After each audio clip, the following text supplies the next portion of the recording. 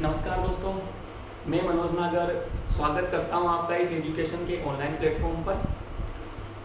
दोस्तों, आज अपन बात करेंगे टेंथ के बारे में, क्योंकि टेंथ क्लास के बारे में आप जानते होंगे कि कुछ टॉपिक इसमें से हट चुके हैं, कुछ चैप्टर इसमें से हट चुके हैं, जिसमें से टेंथ क्लास के अंदर साइंस वाले पोर्शन की अगर अपन बात करें तो पहले नंबर पे नाम आता है केमिस्ट्री का, दूसरे नंबर पे नाम आता है फिजिक्स का और तीसरे नंबर पे नाम आता है बायोलॉजी का। जैसा कि दोस्तों आपने बुक में देखा होगा, केमिस्ट्री के कुल 5 पार्ट थे, जिसमें से एक पार्ट अब हट चुका है और अपने अभी कुल पार्ट जो किताब में है वो है टोटल 4 पार्ट। फिजिक्स के दोस्तों 4 के 4 ही पार्ट किताब में हैं, किंतु कुछ टॉपिक इन 4 पार्टों के अंदर से हटा दिए गए हैं। बाकी बचे दोस्तों बायोलॉजी के, जो बायोलॉजी के भी कुछ टॉपिक और कुछ पार्ट दोनों इसमें से काट दिए गए हैं और प्रेजेंट टाइम पर आपकी किताब के अंदर तीनों का ही कुछ पोर्शन हटा दिया गया है और 70% सिलेबस शेष बचा हुआ है। अब इसमें से केमिस्ट्री के बारे में अगर अपन बात करें तो केमिस्ट्री का जो पार्ट नंबर 1 है, पार्ट नंबर 1 का नाम है रासायनिक अभिक्रिया एवं समीकरण। पार्ट नंबर 1 का नाम है रासायनिक अभिक्रिया एवं समीकरण।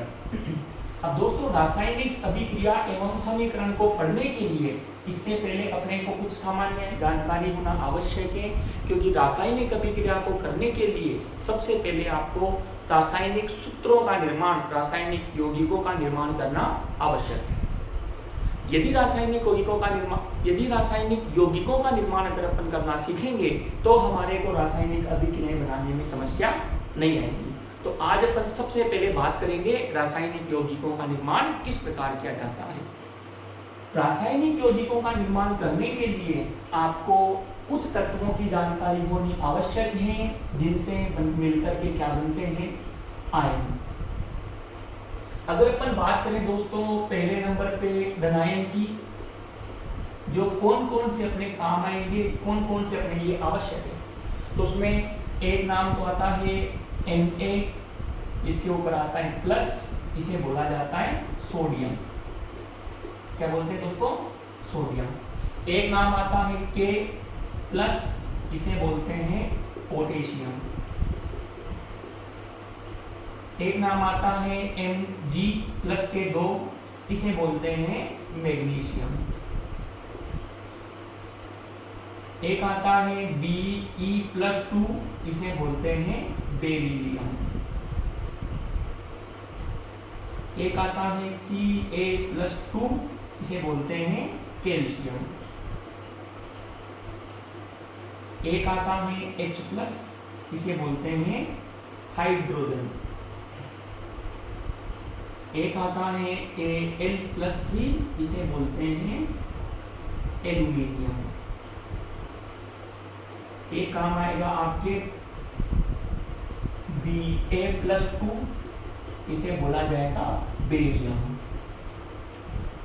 एक दोस्तों आपके काम आएगा Zl प्लस 2, इसे बोलते हैं जिंक या जस्ता भी कह सकते हैं। ज्यादातर दोस्तों काम अपने जिंक शब्द आता है, लेकिन जिंक का ही दूसरा नाम जस्ता। एक आपके काम आएगा Ag प्लस, जिसे अपन बोलते हैं सिल्वर। एक आपके काम आएगा Cu प्लस और Cu प्लस के 2। अब कुछ तत्व दोस्तों ऐसे हैं कि अगर अपन उनके ऊपर आयन के बारे में बात करें तो एक से अधिक आयन दर्शाते हैं। माइनस वाले के अंदर दोस्तों ऐसा नहीं होता है, किंतु प्लस वाले आयनों में +1 भी आता है, +2 भी आता है, +3 भी आता है, +4 भी आता है। तो ऐसी कंडीशन में आपको क्या करना है, तो ऐसे तत्वों का नाम दोस्तों 2 प्रकार से लिखा जाता है। ऐसे तत्व जिनमें केवल 2 ही प्रकार के आयन नजर आते हैं। 2 ही प्रकार के आयन से मतलब या तो +1 +2 हो, या +2 +3 हो, या +3 +4 हो, अर्थात 2 प्रकार के प्लस आवेश। तो ऐसे तत्वों का नाम लिखते समय जिनके ऊपर प्लस की संख्या कम होती है, अर्थात धनावेश कम होता है, उनके नाम के अंत में अस शब्द का उपयोग किया जाता है। इसका दोस्तों अस शब्द का।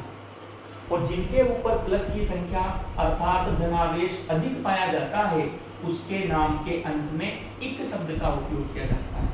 इसका दोस्तों इक शब्द का। तो जिनके ऊपर प्लस आवेश कम है, उनके नाम के अंत में अस यूज करेंगे, और जिनके ऊपर प्लस अधिक है, उनके नाम के अंत में इक शब्द यूज करेंगे। जैसे यहाँ पर 2 प्रकार के आयन हैं, एक तो है +1 और एक है +2। अगर अपन इसको हटा दिया जाए तो यहाँ +1 आएगा, यहाँ +2 आएगा। और +1 और +2 में से +1 छोटी संख्या है, तो जिसमें छोटी संख्या आती है, कम आता है, उनके नाम के पीछे अस लगता है। तो आप इसे लिख सकते हैं Q+। क्या लिख सकते हैं दोस्तों? Q+।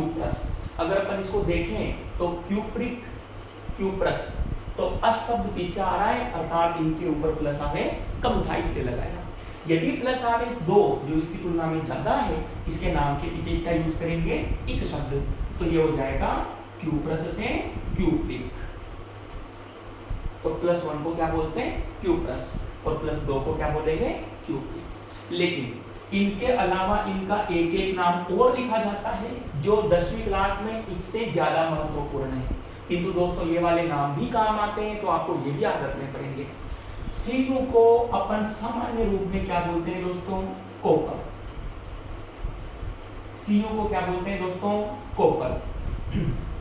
जब भी किसी तत्व के आपको इस प्रकार एक से अधिक आयन नजर आए, तो आप उनका सामान्य नाम जो पहले से बोलते आए हैं 9th क्लास से, आप वही इसके बारे में लिखोगे। किंतु अगर एक से अधिक आवेश आए, तो आप इसके पीछे छोटे कोष्ठक का उपयोग करेंगे। कौन से कोष्ठक का दोस्तों? छोटे कोष्ठक का। छोटे कोष्ठक में आपको एक संख्या लिखनी है। संख्या वो नहीं लिखनी है जो अपन दैनिक जीवन में बोलते हैं, जैसे 1, 2, 3 ऐसे वाली संख्या इसमें लिखनी है दोस्तों, रोमन संख्या। जैसे यहाँ पर +1 है, तो आप इसे केवल फर्स्ट लिखोगे ऐसे। अगर यहाँ पर 2 है, तो 2 आपको ऐसे नहीं लिख करके इस प्रकार से लिखना है। क्लियर है दोस्तों? और अगर अपन बात करें Fe, तो इसके ऊपर +2 भी आता है और इसके ऊपर +3 भी आता है। तो Fe+2, Fe+3, तो दोनों में से ये छोटा आवेश है, कम संख्या है, इसीलिए इसे बोला जाएगा फेरस। क्योंकि नाम के अंत में अगर कम हो तो अस शब्द लगता है, और इसमें संख्या ज्यादा है, तो इसीलिए इसे बोला जाएगा फेरिक। फेरस और फेरिक शब्द अगर आप यूज न करें, तो +2 और +3 2 प्रकार के आवेश है एक ही तत्व में। तो Fe को बोला जाता है आयरन, तो आप यहाँ भी आयरन शब्द लिखेंगे और आप यहाँ भी आयरन शब्द लिखेंगे। पीछे उपयोग करेंगे आप छोटे कोष्ठक का।